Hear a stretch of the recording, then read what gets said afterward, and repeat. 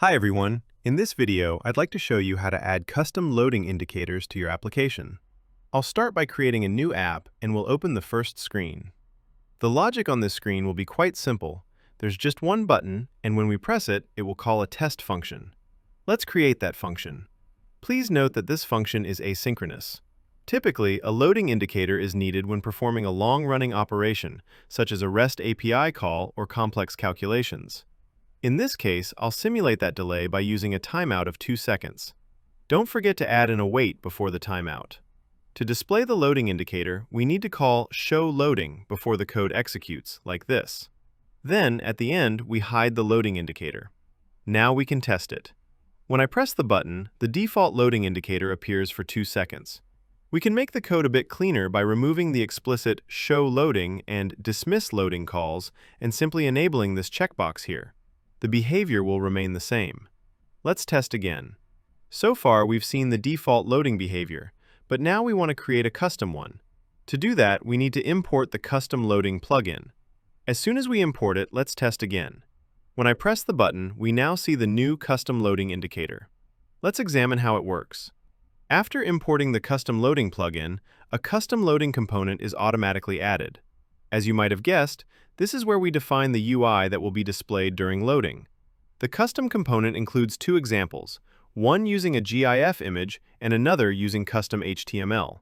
To show the HTML version, we can hide the cat image and make the HTML component visible. Test again. Now we see a different loading indicator.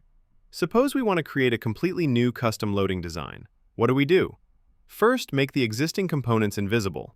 Then, I'll add a card component with a grid inside it. We can remove the card title if we don't need it. Next, I'll add an image. Let's choose a custom file, for example this one.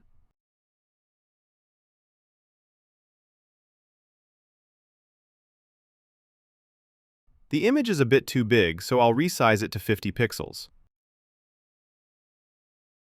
The cell size can be set to auto. Then, let's add some text. We can also center align the content. Test again. When I press the button, we now see my fully custom loading indicator. You may have noticed that importing the custom loading plugin also added a custom loading screen. Let's open it. Here, we see 3 examples demonstrating different loading strategies. To test them, let's adjust the routing and run the app. The first example is straightforward.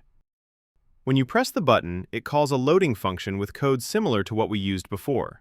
Next, let's select the skeleton type of loading. This is the most common scenario, for instance, when making a REST API call.